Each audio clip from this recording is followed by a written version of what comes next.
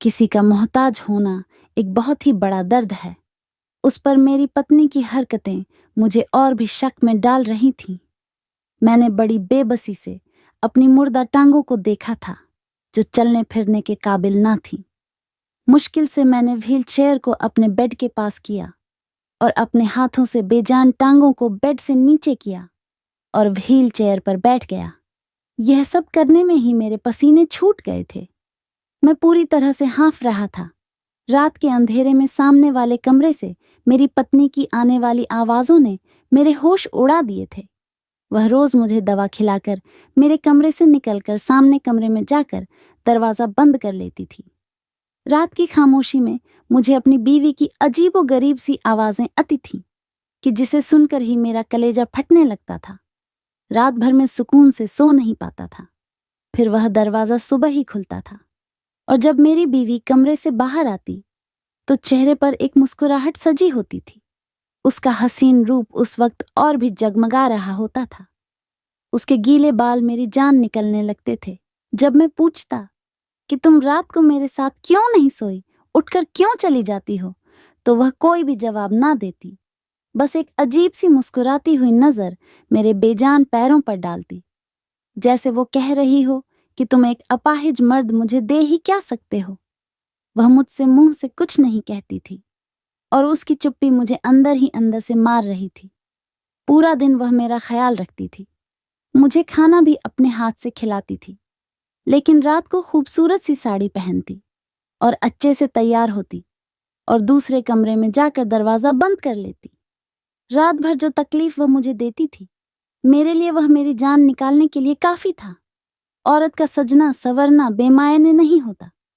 एक बार मैंने खाना खाते हुए उसका हाथ पकड़ लिया और उसे कहने लगा, कविता, तुम रात को मेरे पास ही रहोगी, मुझे छोड़कर कहीं नहीं जाओगी। मुझे तुम्हारे बिना नींद नहीं आती। तुम तो जानती हो कि मैं तुमसे कितनी मोहब्बत करता हूं। देखना बहुत जल्द मैं अपने पैरों पर खड़ा हो जाऊंगा, चलने फिरने लगूंगा। मेरी आंखें बेबसी के मारे गीली हो गई थी। ये मेरी बेबसी की आखिरी हद थी। जो तकलीफ, जो दर्द में रातों को सह रहा था, वह मुझसे बर्दाश्त नहीं हो रहा था। मैं क्या, कोई भी ये मर्द बर्दाश्त नहीं कर सकता था कि उसकी पत्नी सज स्वर कर दूसरे कमरे में चली जाए और पति को अकेला कमरे में छोड़ जाए। उसने मेरे हाथ से अपना हाथ छुड़ाया, फिर खाना उठाकर मेरे पास से चली गई। मैं व्हील चेयर से चलता हुआ कमरे से बाहर निकल गया। वह किचन में थी, खाने के बर्तन धो रही थी। मैं उसके पीछे आ गया। मैंने कहा, डॉक्टर मुझे उम्मीद दिला रहे हैं कि मैं चलने लगूंगा, मेरी टांगें फिर से ठीक हो जाएंगी, फिर हम दोनों दोबारा से अपनी जिंदगी। मेरी बात पर एक कांच का गिलास जोर से कविता ने जमीन पर गिराया था। वह गुस्से से मेरी व्हील चेयर पकड़े मुझे बाहर गैलरी में ले आई। 8वीं मंजिल से नीचे देखते हुए भी डर महसूस होता था। कहने लगी, तुम यूं ही मोहताज और अपाहिज ही अच्छे लगते हो, समझे? अगर तुमने अपने ठीक होने की बात की तो यहां से नीचे फेंक दूंगी। भगवान करे तुम कभी ठीक ना हो, ऐसे ही रहो बेबस मोहताज, दूसरों के सहारे जिंदगी गुजारो। वह बड़े गुस्से और कहर भरी नजरों से मुझे देख रही थी। उसकी आंखों में इतनी नफरत भरी हुई थी कि एक पल के लिए मैं सहम गया था। गैलरी की दीवारें ज्यादा ऊंची नहीं थीं, वो मुझे आगे कर चुकी थी। नीचे का मंजर देखकर मेरी जान निकली थी। उसकी आंखें उस समय न जाने किस जज्बे से लाल हो रही थीं। वह गुस्से से लंबे लंबे सांस भर रही थी। फिर मेरी व्हील चेयर पीछे कर दी, मुझे मेरे कमरे में ले आई, मुझे बेड पर सहारा देकर लेटा दिया और दवा खिलाकर मेरे कमरे का दरवाजा पूरा खोलकर सामने कमरे में चली गई। जोर से उस दरवाजे को बंद कर दिया जिस कमरे में वह आजकल रहने लगी थी। उस कमरे का एक दरवाजा बाहरी तरफ भी खुलता था। जिस तरह की आवाजें उसके कमरे से आती थीं, वह सुनकर मैं मौत की तरफ जा रहा था। मुझे अपनी बेजान टांगों पर अब गुस्सा आने लगा था। मैंने बेबसी से अपनी टांगों पर मुक्के मारने शुरू कर दी। अगर मैं ठीक होता तो जान से मार डालता उस आदमी को जिसके साथ मेरी पत्नी हंस हंस कर बातें कर रही थी उस बंद कमरे में, और भी न जाने क्या क्या कर रहे थे। जब एक मर्द और औरत कमरे में तन्हा होते हैं तो इससे आगे का ख्याल सोचकर ही मेरी रूह कांप जाती थी, लेकिन मैं मजबूर था। एक बार मैंने ठान लिया कि मैं आज उस आदमी को छोड़ूंगा नहीं, इसलिए बड़ी मुश्किल से मैं व्हीलचेयर पर बैठा और साइड टेबल से पिस्टल निकाली और कमरे से बाहर निकल गया। सामने कमरे से अभी हंसने और बातें करने की आवाजें आ रही थीं। मैं कमरे की होल से झांक कर देखा। जो मंजर देख मेरी आंखों ने देखा, मेरे होश उड़ गए थे। मैंने गुस्से से दरवाजा पीटना शुरू कर दिया। जैसे ही दरवाजा खुला, सामने खड़े आदमी को देखकर मेरे हाथ में पकड़ी पिस्टल गिर चुकी थी, क्योंकि सामने तो मेरा ही। वो अपने होश उड़ाने वाला हुस्न लिए मेरे सामने बैठी थी, मुझे उलझी हुई नजरों से देख रही थी। मैंने अपने मुंह से सिगरेट का लंबा सा कश लेकर धुआं उड़ाते हुए कहा, मिस कविता, मेरी तरफ से कोई जोर जबरदस्ती नहीं है। आप अपने फैसले पर आजाद हैं। एक तरफ 20 लाख का चेक था और दूसरी तरफ मैरिज पेपर। मैंने अपनी गन चेयर पर टेक लगाते हुए उस हसीन लड़की के चेहरे की बेबसी को देखा और मन ही मन मुस्कुराया था। उसकी नजरें कभी 20 लाख के चेक पर जाकर टिक जाती, जिसकी उसे इस वक्त बहुत ज्यादा जरूरत थी, तो कभी उन पेपरों पर जिन पर साइन करके वह मेरी पत्नी बन जाती। औरत अगर हसीन हो और ऊपर से बेबस और मजबूर भी हो, तो उसकी बेबसी से खेलने में मुझे और भी मजा आता है। इसीलिए मैं जिस कदर कविता की बेबसी से मजा उठा सकता था, उठा रहा था। उसकी आंखों में झिलमिलाते आंसू मेरे अंदर अकड़ कर बैठा। मेरी आत्मा को बहुत ही सुकून पहुंच रहा था। उस लड़की के लिए शायद यह फैसला करना बहुत मुश्किल था। मैंने कविता को दोराहे पर लाकर खड़ा कर दिया था। उसका बाप इस समय अस्पताल के आईसीयू में जिंदगी और मौत की जंग लड़ रहा था और अपने बाप की जिंदगी बचाने के लिए अपनी बड़ी बड़ी आंखों में आंसू लिए मेरे सामने बेबस बैठी थी। उस वक्त उसके गिले गुलाबी आंखें मेरा चैन चुरा रही थीं। फिर उसने कांपते हाथों से पेपर पर साइन कर दिए। मेरे चेहरे पर भरपूर मुस्कुराहट छा गई थी। मैं समझा कि मैंने फिर एक नाजुक सी कली को खरीद लिया है। उसे भी 4 दिन अपने कमरे की शोभा बनाऊंगा और फिर किसी फालतू चीज की तरह से फेंक दूंगा। कविता के साथ मेरी शादी पहली शादी थी। इससे पहले मैंने जितनी भी लड़कियों का इस्तेमाल किया था, बिना शादी के ही उनके साथ रातें रंगीन करता था और जब मन भर जाता तो उन्हें छोड़ देता था। लेकिन कविता से शादी कविता की शर्त थी। जब उसने मेरी शर्त मानी थी तो मजबूरी में मैंने भी उसकी शर्त मान ली थी। मेरे लिए औरत शायद इतनी ही अहम थी कि जिसके साथ कुछ दिन या कुछ महीने गुजर जाए। मगर मैं नहीं जानता था कि कविता किस आफत का नाम है। वह कोई आम लड़की न थी, बहुत बड़ी बला थी। हाँ, वह एक बला ही थी जो मुझे निगल गई। मैंने बड़ी खुशी से कविता के साइन किए हुए शादी के पेपर्स को उठाया था और अपना भी साइन कर दिया। मेरे ऑफिस के मेरे रूम की तीसरी कुर्सी पर वकील भी बैठा हुआ था। उन्होंने बाकी की कार्यवाही की थी। अब वह हसीन सी लड़की कविता खत्री से कविता डोगरा बन गई थी। अभय डोगरा की पत्नी बन चुकी थी, लेकिन बस कुछ ही महीनों के लिए। जब तक मेरा उससे दिल नहीं भर जाता, मैंने एक गिरी हुई सी नजर कविता पर डाली थी। वह सिर्फ मेरा दिल बहलाने के लिए थी। उसने जल्दी से वह 20 लाख का चेक उठाया और मेरे ऑफिस से बाहर जाने लगी, लेकिन मेरी पुकार पर उसके कदम रुक गए थे। मैंने कहा, कविता, यह चेक मेरा ड्राइवर अस्पताल पहुंचा देगा। तुम मेरे साथ मेरे फ्लैट में चलोगी? क्योंकि आज हमारी शादी की पहली रात होगी, जो मैं बर्बाद नहीं करना चाहता। मुझ में इतना सब्र नहीं था कि उसके इंतजार में अपना टाइम बर्बाद करता। उसने पलटकर मुझे तड़प कर देखा था, कहने लगी, मेरा बाप जख्मी हालत में अस्पताल में पड़ा है। मैं नहीं जानती वह जिंदा भी बचेगा कि नहीं, इसीलिए भगवान के लिए एक रात मुझे मेरे बाप के पास गुजरने दो। मैं वादा करती हूँ, खुद ही तुम्हारे पास आ जाऊंगी। उसने हाथ जोड़ते हुए मुझसे विनती की थी, लेकिन मैं इतना रहमदिल नहीं था। अगर रहमदिल होता तो कविता की मजबूरी का यूं फायदा ना उठाता। मैं अपनी पैंट की जेब में हाथ डाले धीरे से चलता हुआ उसके पास आ गया। मैंने कहा, तुम्हारे बाप को इस समय इस चेक की जरूरत है, तुम्हारी नहीं। और यह चेक बहुत ही आराम से तुम्हारे बाप तक पहुंच जाएगा। और प्लीज अब मुझे बोर मत करो। कब से मुझे इन पलों का इंतजार था। ये कहकर मैंने उसकी कलाई पकड़ी और उसे अपने साथ ले जाने लगा। वह पूरे रास्ते मेरे हाथ जोड़ती रही, मुझसे मिन्नतें करती रही। वो मुझसे बस कुछ ही घंटे मांग रही थी कि मुझे मेरे पापा के पास भेज दो, लेकिन मुझे तो जैसे कुछ भी सुनाई नहीं दे रहा था, सिवाय उसे थप्पड़ की गूंज के जो कुछ दिन पहले इसी लड़की ने मेरे मुंह पर मारा था।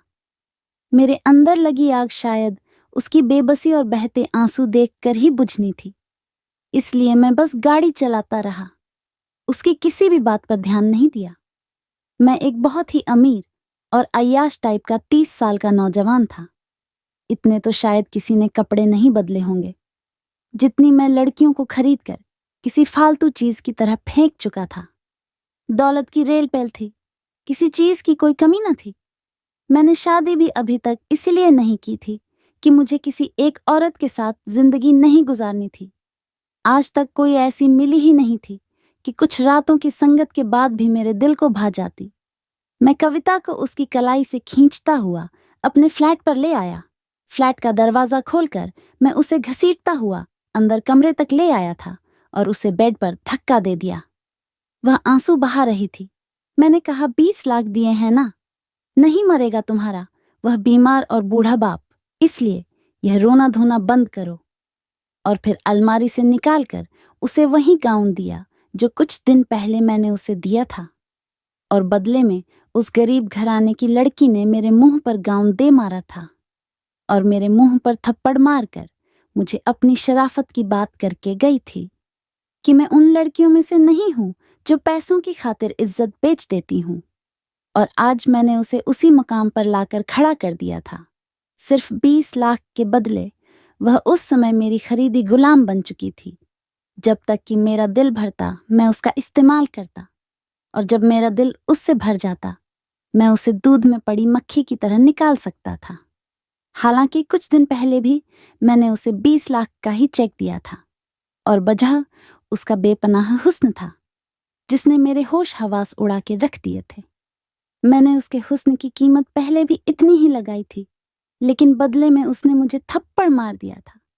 मैं चाहता तो उसी रात उसे जबरदस्ती अगवा करके भी अपने दिल में लगी आग को शांत कर सकता था, लेकिन नहीं, मुझे उस बेबस और मजबूर लड़की की बेबसी को देखना था। मैं चाहता था कि वह खुद मेरे पास रोते हुए मदद मांगती हुई यहाँ आए, मेरे सामने हाथ जोड़कर रोए गिड़गिड़ाए, तब जाके मेरे दिल को सुकून मिलता। फिर ऐसा ही हुआ था। वह आज मेरे सामने उसी गाउन में मौजूद थी जिसमें मैं उसे देखना चाहता था। नेट का खूबसूरत सा गाउन उसके बदन की खूबसूरती को छलक कर बाहर आ गई थी। वह अपने आप को छुपाने की कोशिश कर रही थी, और उसकी यह हरकत देखकर मेरे लब्बों पर मुस्कुराहट फैल गई थी। मैंने कहा, अब कोई फायदा नहीं है खुद को मुझसे छुपाने का।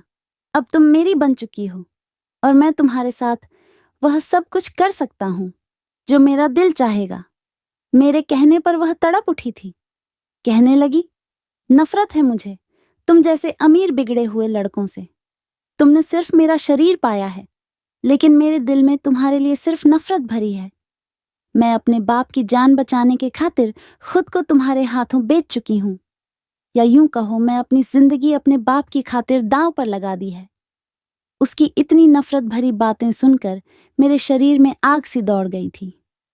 मैंने कसकर उसको अपनी बाहों के शिकंजे में जकड़ा था, इतनी जोर से कि उसकी सिसकी निकल गई थी। मैंने कहा, मुझे कोई फर्क नहीं पड़ता, तुम मुझसे चाहे जितनी भी नफरत करो, लेकिन कुछ दिन या फिर यूं कहो कुछ महीने तो मैं तुमसे खूब ढेर सारा प्यार करूंगा और अपने 20 लाख की कीमत वसूल करूंगा। उसके बाद तुम मुझसे आजाद हो। यह कहकर मैंने उसके खूबसूरत से बदन को चूम लिया था। उसके बाद मैंने वो सब कुछ पा लिया जिसकी मुझे जिद थी। कविता मेरे पापा के ऑफिस में काम करने वाली एक छोटी सी वर्कर थी जिसकी तनख्वाह भी बहुत कम थी। एक बार मैं किसी काम की वजह से अपने पापा के ऑफिस में गया और उनसे कुछ डॉक्यूमेंट्स साइन करवाकर उनके कमरे से बाहर निकल गया कि तभी अचानक मेरी नजर कविता पर पड़ी। तो उसके होश उड़ाते हुस्न को देखकर मेरा दिमाग घूम कर रह गया था। ब्लैक कुर्ता, उस पर पिंक कलर का बड़ा सा दुपट्टा, शोल्डर पर फैलाए वह चुपचाप से कंप्यूटर की स्क्रीन पर नजरें जमाए तेजी से कीबोर्ड पर उंगलियां चला रही थी। मेरे बस अचानक से ही नजर उसकी तरफ उठी थी, लेकिन उसके हुस्न को देखकर तो नजरें पलटना ही भूल गया था। शायद मेरी नजरों की तपिश का असर था कि कविता उलझन का शिकार हुई थी। औरतें खुद पर उठने वाली हर नजर को पहचान जाती है और यह सिक्स्थ सेंस तो उनमें नेचुरल होता है। शायद इसीलिए कविता ने मुझे बड़ी नापसंदीदा नजरों से घूरा था। मेरी मुस्कुराहट और भी गहरी हुई थी। मैं किसी काम से पापा के ऑफिस में आया था, लेकिन कविता की खूबसूरती ने मुझे मजबूर कर दिया था कि मैं वापस पापा के केबिन में गया। मैं उनसे कविता के बारे में पूछा तो वह कहने लगे कि वह कुछ ही महीने पहले उनके ऑफिस में काम कर रही है। बहुत ही अच्छी और मेहनती लड़की है। मैंने कहा, मुझे भी एक ऐसी ही लड़की की जरूरत है। अगर आप कविता से कहें कि वह मेरे ऑफिस में काम कर ले तो मेरी मुश्किल आसान हो जाएगी। मेरे पापा को भला क्या एतराज हो सकता था, और वैसे भी पापा मेरी किसी बात को टाल नहीं सकते थे। मैं उनकी इकलौती औलाद था। बस पापा को मेरी एक ही बात से प्रॉब्लम रहती थी कि मैं जिंदगी में मैच्योर कब होऊंगा। आए दिन लड़कियों से मेरी दोस्ती पर भी पापा सवाल उठाते रहते थे। मेरी माँ भी चाहती थे कि अब मैं शादी करके सेटल हो जाऊं, लेकिन मैं शादी के झंझटों में पड़ना नहीं चाहता था। मैं आज़ादी से खुलकर अपनी जिंदगी को एंजॉय करना चाहता था। मैंने अपना एक अलग से फ्लैट ले रखा था। ज्यादातर मैं अपने इसी फ्लैट में रहता और लड़कियों को भी वहीं ले जाता था। मम्मी पापा के साथ बहुत कम रहता था। यूं कविता को मेरे ऑफिस में शिफ्ट कर दिया गया। मैंने सबसे पहले काम यही किया कि उसकी तनख्वाह बढ़ा दी। वह खुश हो गई थी, लेकिन अब तक उसे मेरे इरादों की खबर तक नहीं थी। उसे काम करते कुछ हफ्ते गुजर गए थे। मैं उसे किसी भी काम के लिए कहता तो वह चुपचाप वह काम कर देती थी। मेरे किसी भी बात को ना नहीं करती थी। लेकिन उसने पहली बार मेरे काम के लिए ना कहा कि जब मैंने उससे कहा, मेरे ऑफिस में काम करने के रूल कुछ अलग है। मुझे काम करने वाली लड़कियों का लुक मॉडर्न चाहिए। इसलिए अगर तुम यह जो बड़ा सा दुपट्टा ओढ़ कर रखती हो, इसे उतार कर कुछ मॉडर्न कपड़े पहनकर काम करो तो अच्छा होगा, और उसके लिए मैं तुम्हारी तनख्वाह डबल कर दूंगा। मेरी बात सुनकर उसने कहा कि मैं जो कपड़े पहनती हूँ उनमें मैं खुद को कंफर्टेबल फील करती हूँ। मुझे अपना लुक चेंज करने की कोई जरूरत नहीं है। जब मैं तुम्हारे पापा की ऑफिस में काम करती थी तब भी उन्हें मुझसे कोई दिक्कत नहीं थी। इसलिए तुम मुझे वापस अपने पापा के ऑफिस में भेज दो तो अच्छा है, क्योंकि मुझे यह सब करना मंजूर नहीं है। उसके इनकार ने मेरे अंदर तो आग सी लगा दी थी। आज तक इतनी हिम्मत मेरे आगे किसी लड़की ने नहीं दिखाई थी। मैं यह तो अच्छी तरह जानता था कि ऐसी लड़कियां जो अपने घर की खराब हालत की वजह से कमाने के लिए बाहर निकलती हैं, खुद पर खुददारी के लेवल के तौर पर बड़ा सा दुपट्टा लपेट कर रखती है, अपना हुस्न छुपाकर हम जैसे अय्याश लड़कों के सामने खुद को इज्जतदार साबित करने का यह उनका एक पुराना हथकंडा है। इस टाइप की लड़कियां अपने हुस्न को छुपाकर इसकी कीमत बढ़ाती हैं, और फिर जब हम उनकी कीमत बढ़ाते हैं तो उनकी शराफत की चादर उतरने में देर नहीं लगती। इसलिए मैंने भी ऐसा ही किया था। मैंने अगले ही दिन बाद कविता से कहा कि तुम्हें मेरे साथ एक बिजनेस लंच पर जाना है, इसलिए तुम मेरे साथ चलो। सबसे पहला सवाल उसने यह किया, क्या वह ऑफिस के टाइमिंग में वापस आ जाएगी, क्योंकि वो ज्यादा देर नहीं रुक सकती। मैंने कहा, हाँ, तुम ऑफिस टाइमिंग में ही लौट आओगी। मेरी बात सुनकर वह मेरे साथ जाने को तैयार हो गई। मैं उसे एक रेस्टोरेंट में ले आया। मेरे कुछ क्लाइंट वहां मौजूद थे। मीटिंग और लंच के बाद वह चले गए। मैं कविता को बहाने से उसी होटल के कमरे में ले आया, लेकिन जब मैंने उसे अपने इरादे के बारे में बताया तो वह गुस्से से लाल हो गई थी। मैंने 20 लाख का चेक और एक बेहुदा सा लिबास उसके सामने रख दिया और यह भी कहा कि जब तक चाहूं तुम्हें यूज कर सकता हूं, तुम मुझे इनकार नहीं करोगी। मैं जानता था कि वह अपनी कीमत कुछ बढ़ाना चाहेगी और 20 लाख की रकम भी कम न थी, लेकिन ऐसा नहीं था। उसने वह चेक और वह ड्रेस मेरे मुंह पर मारा और कहने लगी, कि मैं एक शरीफ और इज्जतदार घर की लड़की हूं। वह मुझ पर एक नफरत भरी नजर डालती हुई कमरे से बाहर चली गई थी। उसने मेरे ऑफिस की नौकरी भी छोड़ दी। यह बात मेरे जैसे आयाश आदमी से कहाँ बर्दाश्त होनी थी। इसलिए सबसे पहले मैंने अपने पापा से कविता की पूरी डिटेल्स ली और कहा कि वह भी कविता को अपने ऑफिस में नौकरी पर ना रखें। मेरे पापा ने वजह पूछी, लेकिन मैं बस कह दिया, वह लड़की ठीक नहीं है। मेरे पापा ने मेरी बात मान ली और कविता को दोबारा नौकरी पर नहीं रखा। उसके बाद मैंने उसके बाप का एक्सीडेंट करवा दिया, उसे जिंदगी और मौत तक पहुंचा दिया। और अब जब वह मेरे पास मदद के लिए आई तो मैंने उसे साफ कह दिया कि मिस कविता, अगर आप चाहती हैं कि मैं आपकी कुछ मदद करूं तो अपनी शराफत और यह खानदानी इज्जत को मेरे ऑफिस से बाहर रखकर आइएगा। वो कहने लगी, मुझे तुम्हारी शर्त मंजूर है, लेकिन बदले में तुम्हें भी मेरी एक शर्त माननी पड़ेगी। मैंने हैरत से उसकी तरफ देखा। मैंने कहा, कैसी शर्त? उसने कहा, तुम चाहे मुझे एक रात के लिए इस्तेमाल करो या फिर 4 रातों के लिए, या जब तक तुम्हारा मन करे तुम मुझे इस्तेमाल कर सकते हो, लेकिन मुझे हाथ लगाने से पहले तुम्हें मुझसे शादी करनी पड़ेगी। बिना शादी के तुम मुझे नहीं छुओगे। बेशक तुम मुझे चाहे 1 रात के बाद तलाक दे देना, लेकिन मैं बिना शादी किए तुम्हारे साथ नहीं रहूंगी। उसके बाद सुनकर मैं दंग रह गया था। और फिर उसकी बात मेरे लिए एक एडवेंचर भी थी। आज से पहले मैंने कभी किसी लड़की के साथ ऐसा नहीं किया था। उसकी बात पर मैं जोर से हंसा था और एक वकील को अपने कमरे में बुला लिया। खैर, यह शादी कविता के लिए शादी होगी, लेकिन मेरे लिए यह कोई भी अहमियत नहीं रहती थी। वह मेरे लिए सिर्फ कुछ दिन या कुछ महीने की अय्याशी का सामान थी। आज वह लड़की मेरी बाहों में थी, मेरे ही फ्लैट के कमरे में, मेरे बेड पर।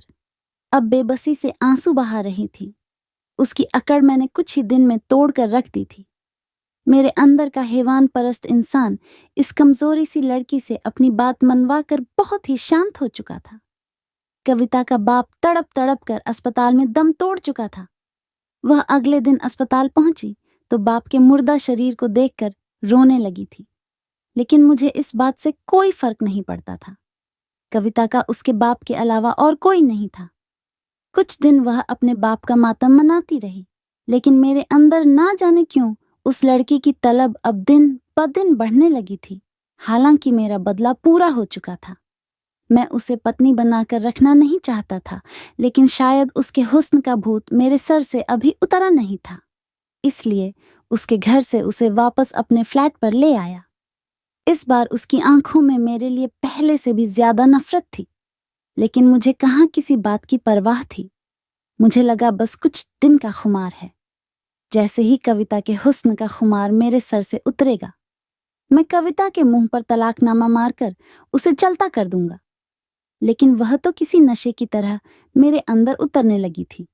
हर बार वह मुझे पहले से ज्यादा हसीन लगने लगती थी, इतनी कि मैं कई कई घंटे बस उसे देखता रहता था। हालांकि मुझे आज तक कविता से बदले में मोहब्बत नहीं मिली थी। उसकी आंखों में मेरे लिए सिर्फ एक ही जज्बा था, और वह था नफरत का। जितना मैं उसकी संगत में रहता, उतनी ही वह मुझे अच्छी लगने लगी थी। उसका उदास चेहरा भी मुझे लुभाने लगा था। एक बार वह बहुत बीमार हो गई थी और तब मेरी जान पर ही बन गई थी। उसे बुखार में तपते देखकर मेरा दिल तड़प उठा था। उस समय मुझ पर यह खुलासा हुआ कि मैं तो कविता से मोहब्बत कर बैठा हूं। उसकी तकलीफ मुझे बर्दाश्त नहीं हुई थी। मैं रात भर उसकी खातिर जागता रहा, उसका ख्याल रखता रहा। कुछ दिन में वह ठीक हो गई थी। 6 महीने गुजर चुके थे, लेकिन अब भी वह मेरी पत्नी थी।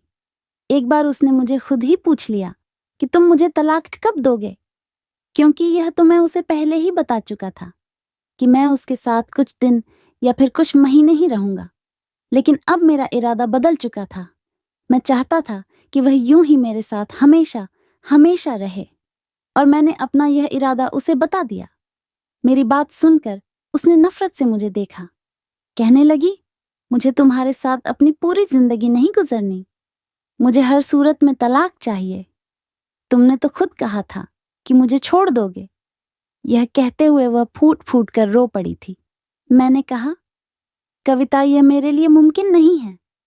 मैं पता नहीं कब तुमसे दिल लगी करते करते तुमसे दिल लगा बैठा हूं, इसलिए अब तुम्हें छोड़ नहीं सकता। मैं तुमसे मोहब्बत कर बैठा हूं, अब तुम्हारे बगैर जीने के बारे में सोच भी नहीं सकता। प्लीज कविता, जो हुआ उसे भूल जाओ और तुम भी मेरी मोहब्बत को स्वीकार कर लो। तुम जैसे यहाँ रह रही हो रहती रहो। लेकिन वो मुझसे लड़ने लगी थी, कहने लगी मुझे छोड़ दो। उसकी हालत दीवानों जैसी होने लगी थी। वह मेरा पैरों पड़कर बुरी तरह से हाथ जोड़कर कह रही थी कि मुझे छोड़ दो, मैं तुम्हारे साथ नहीं रहना चाहती।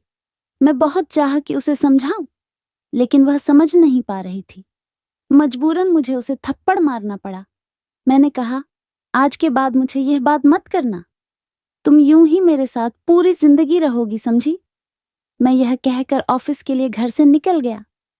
कविता पर जो पागलपन का दौरा पड़ा था, उसे हटाने के लिए मुझे उसे थप्पड़ मारना पड़ा था। लेकिन अब मुझे बहुत अफसोस हो रहा था कि मैं कविता पर हाथ कैसे उठाया। उस दिन मैं टेंशन में कार भी बहुत तेज चला रहा था, और जिसका नतीजा यह निकला कि सामने आने वाली गाड़ी से अचानक से मेरी टक्कर हो गई। मेरी गाड़ी कलाबाजी खाकर लुढ़क गई थी। मैं बेहोश हो चुका था। जब होश में आया तो मैं हॉस्पिटल में था। मेरे पापा के साथ कविता भी वहां मौजूद थी। उसी समय मैं अपने पापा के सामने कविता को अपनी पत्नी स्वीकार कर लिया था। मेरे पापा यह सुनकर मुझसे नाराज हो गए थे, लेकिन मैं जिस हालत में पहुंच गया था, मुझे कुछ कह नहीं सकते थे। मेरे दोनों टांगें फ्रैक्चर हो चुकी थीं। डॉक्टर ने मेरी दोनों टांगों पर प्लास्टर चढ़ा दिया था। डॉक्टरों का कहना था कि कुछ महीने तक तुम अपने पैरों पर खड़े नहीं हो सकते। 1 हफ्ते तक अस्पताल में रहने के बाद अपने माँ बाप के घर के बजाय मैं कविता के साथ फ्लैट में चला गया। वह मेरा ख्याल रख रही थी। उसका रवैया भी बदल चुका था, लेकिन मुझे रात को दवा देने के बाद मेरे कमरे से बाहर निकल जाती थी। फिर पूरी रात वह कमरे में नहीं आती थी। मैं उस समय इस कदर मोहताज हो चुका था कि खुद से बेड से उठ नहीं सकता था। मेरे कमरे का दरवाजा खुला हुआ था। वह सामने कमरे में थी, लेकिन उसके कमरे का दरवाजा बंद था। रात के खामोशी में मुझे सामने कमरे से सिसकियों की आवाजें आ रही थीं। उस समय कौन था जो कमरे में कविता के साथ मौजूद था? मेरा जी बेहद घबराने लगा था। शायद मेरा वहम है, लेकिन यह वहम नहीं था, क्योंकि अब मुझे रोज ही ऐसी अजीबोगरीब आवाज आने लगी थी जो मेरे लिए बहुत ही दर्द का कारण बनती थी। मेरे ऑफिस के काम के सिलसिले में कविता ही मुझे फाइल साइन करने के लिए देती थी। मेरे ऑफिस का मैनेजर रोज आता था। जो भी जरूरी काम होता, मैं उससे घर पर ही डिस्कस करता था और फिर वह चला जाता था। काफी जिम्मेदार और शरीफ लड़का था। अपने काम से काम रखता था। मैं सोच भी नहीं सकता था कि आज वही मेरी पत्नी के कमरे से बाहर निकलेगा। मैंने कहा, तुम? वह कहने लगा, हाँ मैं। आज मेरी आंखों में आंखें डाले मुझे देख रहा था। कविता भी उसके साथ खड़ी थी। उसने कुछ फाइल मेरे सामने रख दी और कहने लगी, तुम्हारी सारी जायदाद मैंने अपने नाम कर ली है, और अगर तुमने मुझे तलाक नहीं दी तो मैं तुम्हें जान से मारने में भी पीछे नहीं हटूंगी। मैं हैरत से कविता को देख रहा था। मैंने कहा, कविता, मुझे तुमसे मोहब्बत हो गई थी कि मुझे तुम्हारी शराफत पर विश्वास था। मैं कुछ भी सोच सकता था, लेकिन तुम्हारे बारे में यह नहीं सोच सकता था कि तुम किसी के साथ नाजायज रिश्ता भी, क्योंकि नाजायज रिश्ता तो मैं भी तुमसे बनाना चाहा था और बदले में तुम्हें लाखों देना चाहे थे। लेकिन तुमने अपनी शराफत को, अपनी इज्जत को अहमियत दी थी। तो फिर आज क्यों गैर मर्द के साथ? मुझे अपनी जायदाद के छिन जाने का अफसोस नहीं है, बस तुम्हारे बदल जाने का दुख है। बेहतर है कि तुम मेरी जान ले लो, लेकिन मैं तुम्हें तलाक नहीं दे सकता। तुमसे जुदा होकर भी तो मैं मर ही जाऊंगा। इससे अच्छा है कि तुम्हारे नाम के साथ ही इस दुनिया से चला जाऊं। मैंने जमीन पर गिरी पिस्टल हाथ में ली और कांपते हाथों से कविता को थमा दी। कविता ने पिस्टल हाथ में ले ली थी, लेकिन अगले ही पल वह रोने लगी थी। वह मैनेजर कहने लगा, कविता मेरी बहन है। मैं दुबई में नौकरी करने गया था, लेकिन वहां मुझे किसी ने झूठे इल्जाम में जेल भेज दिया था। लेकिन जब मैं वहां से छूट कर वापस आया तो कविता ने मुझे सारी कहानी सुनाई थी और मुझे बहुत दुख हुआ था। तुमने मेरे बाप के साथ जो भी किया मैंने और कविता ने उसका बदला लिया है। इसलिए मैंने तुम्हारे ऑफिस में नौकरी की, तुम्हारा भरोसा जीता, फिर तुम्हारा एक्सीडेंट करवाया और उसके बाद तुम्हें तकलीफ देने के लिए ड्रामा रचाया। यह सुनकर मैं खुद शर्मिंदा होकर रह गया था। मैंने कविता से अपने हर गलत रवैये की माफी मांग ली थी। औरत की सहनशीलता मर्द से कहीं ज्यादा होती है। उसने मुझे माफ कर दिया था। मैं व्हील चेयर पर बैठा हुआ था। वह मेरा घुटनों पर सर रखकर बैठ गई। कविता का मोहब्बत भरा स्पर्श पाकर आज पहली बार मेरे अंदर तक सुकून उतर गया था। दोस्तों, वीडियो कैसा लगा? कमेंट करके जरूर बताएं। वीडियो को लाइक और चैनल को सब्सक्राइब जरूर कर देना।